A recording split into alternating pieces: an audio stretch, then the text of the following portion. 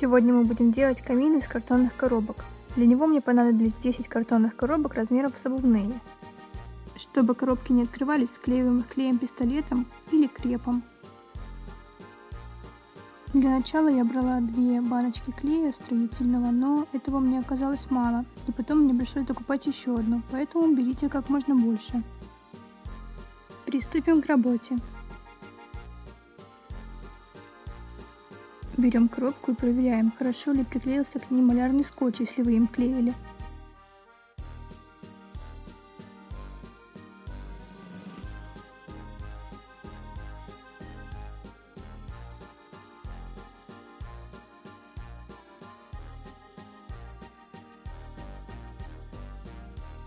Начинаем строить каркас будущего камина. Склеиваем коробки между собой.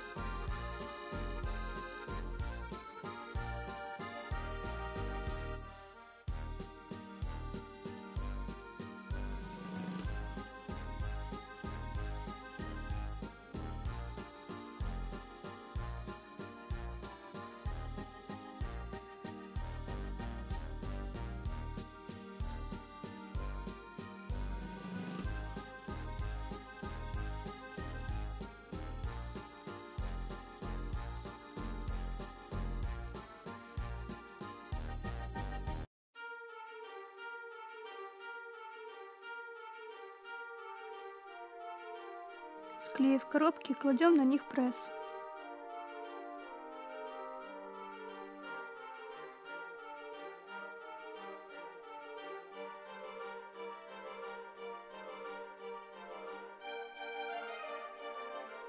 Приклеиваем 2 двойные части к 3-й тройной.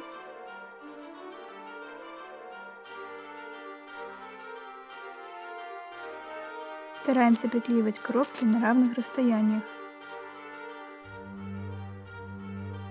Не забываем класть их под пресс.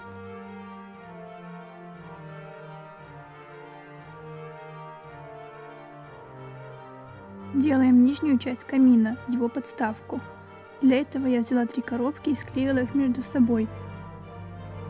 Получившуюся деталь я разрезала вдоль и вставила одну часть в другую. Все хорошенько проклеила, и у меня получился вот такой вот постамент. Размечаю область, на которую поставлю верхушку камина, обильно обмазываю клеем и ставлю.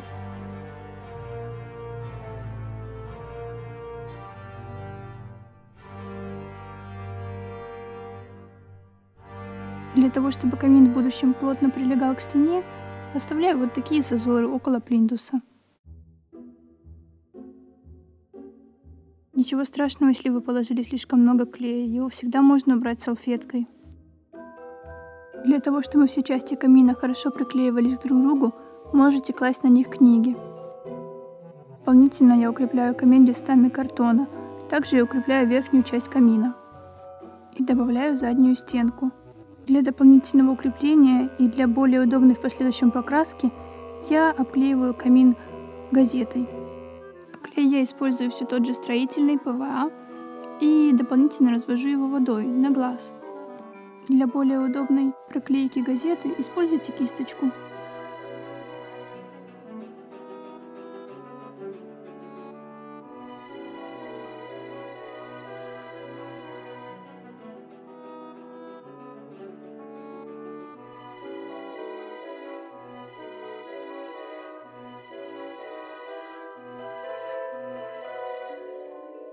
Вот такой вот приклеенный газетой камин у меня получился. Ну и какой же камин без кирпичиков? Их я делаю из все того же картона. Не переживайте, если кирпичики получаются неровные. В последующем этого не будет видно.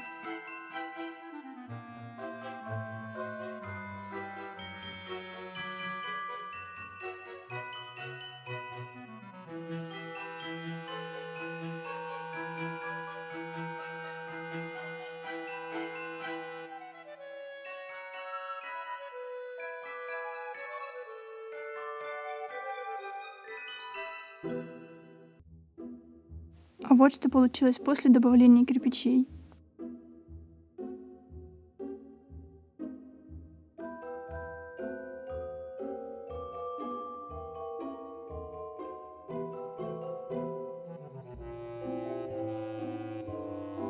Следующий шаг вы можете пропустить, но говорят, что он добавляет кирпичикам рельефности. Ну, не знаю.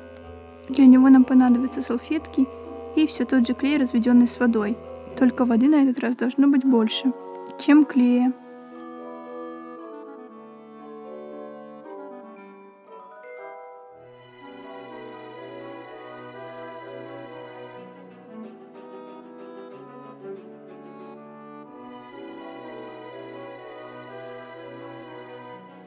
Раскладываем салфетку и обильно промазываем ее клеем.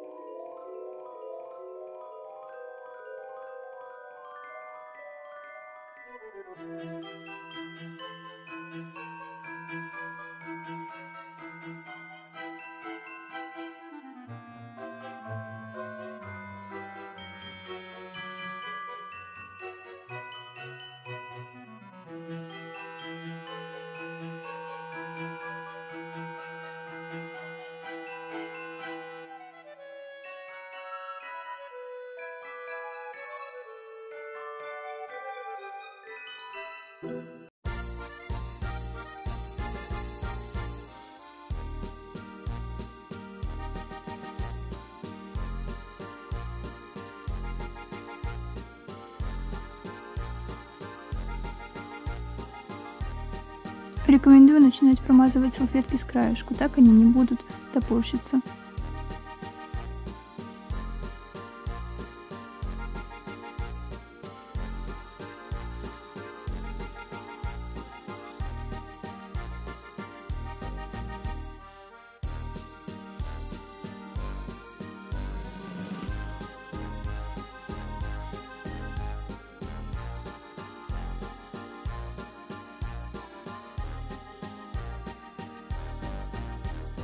Почему я предлагала пропустить этот шаг в самом начале? Потому что при высыхании салфетки становятся твердыми и занимают расстояние между кирпичиками, но об этом я сначала не знала, поэтому пришлось разбираться с этим при помощи ватной палочки. Или вы можете использовать что-то острое, вполне сойдет.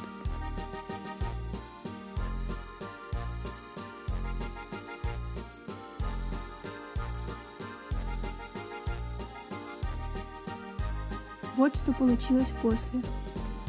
Я пыталась содрать салфетки с некоторых частей камина, но, увы, это не везде получилось.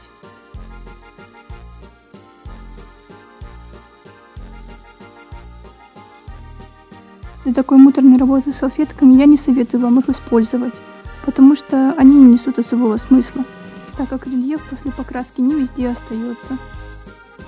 Для покраски камина я использовала белую водоэмульсионную глянцевую краску. Вот какой камин у меня получился.